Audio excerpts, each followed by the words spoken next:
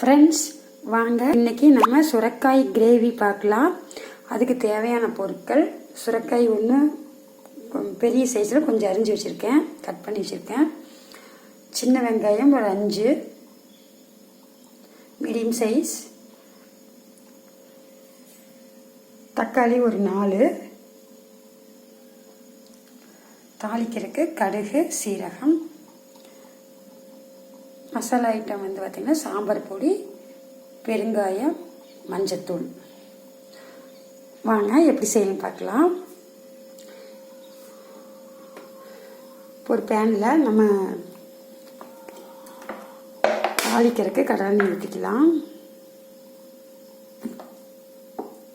சுரைக்காய்ங்கிறனால கொஞ்சம் ஜாஸ்தி, ரொம்ப இல்லை, கொஞ்சம் ஜாஸ்தியாக ஊற்றுனீங்கன்னா எண்ணெய் வந்து கொஞ்சம் நல்லா இருக்கும் சுரைக்காய்க்கு.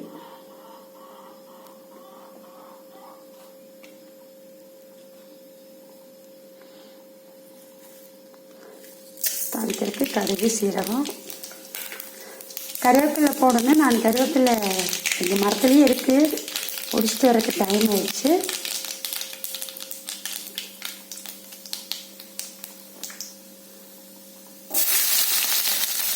சின்ன வெங்காயம், பச்சை மிளகாய் ஒன்று போட்டுக்கலாம், ஆப்ஷனல் தான், நான் போடல இன்னைக்கு. சாம்பார் தூள் போடுறதுனால பச்சை மிளகாய் அதுவும் காரம் அதிகமாக இருக்குங்களா, அதனால் நான் போடுவேன்.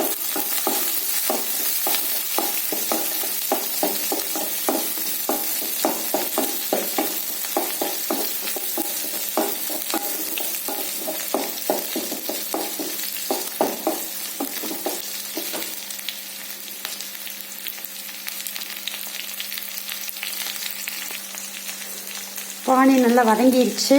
இந்த ஸ்டேஜில் தக்காளி போட்டுருக்கேன்.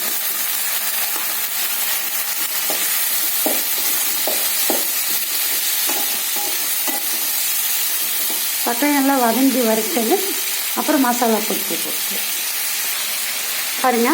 ஓரளவுக்கு தக்காளி வெந்து வந்தால் போகுது, ஏன்னா சுரைக்காயோட வேகணும். இப்போ சுரைக்காய் இல்லை மிக்ஸ் பண்ணிக்கலாம்.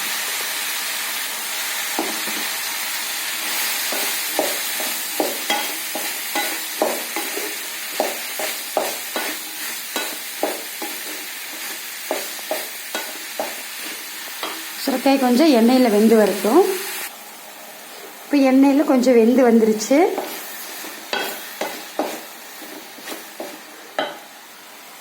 இந்த ஸ்டேஜில் மசாலா பொடிகள் போட்டுக்கலாம். சாம்பார் தூள் 2 ஸ்பூன், மஞ்சள் தூள் 1/2 ஸ்பூன், பெருங்காயத்தூள் 1/4 ஸ்பூன்.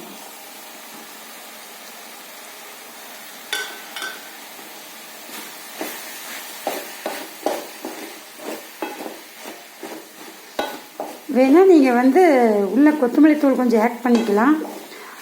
நாங்கள் ஆட் பண்ண மாட்டோம், ஏன்னா அது ஆப்ஷனல் தான். ஏன்னா கொத்தமல்லி தூள் போட்டிங்கன்னா நம்ம வந்து நான்வெஜ் சாப்பிட்ற ஃபீல் வந்துடும்.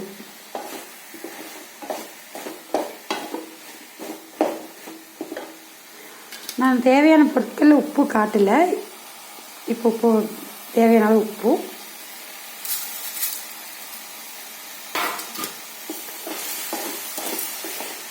நல்லா கலரி விட்டு வெந்து வர்றதுக்கு நம்ம தண்ணி ஊற்றிக்கலாம்.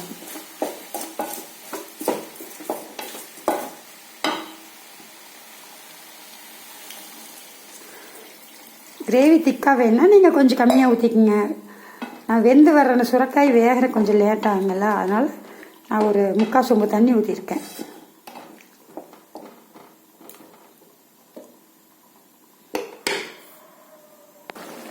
ஃப்ரெண்ட்ஸ், வெந்துருச்சு, நல்லா வெந்து வந்துருச்சு.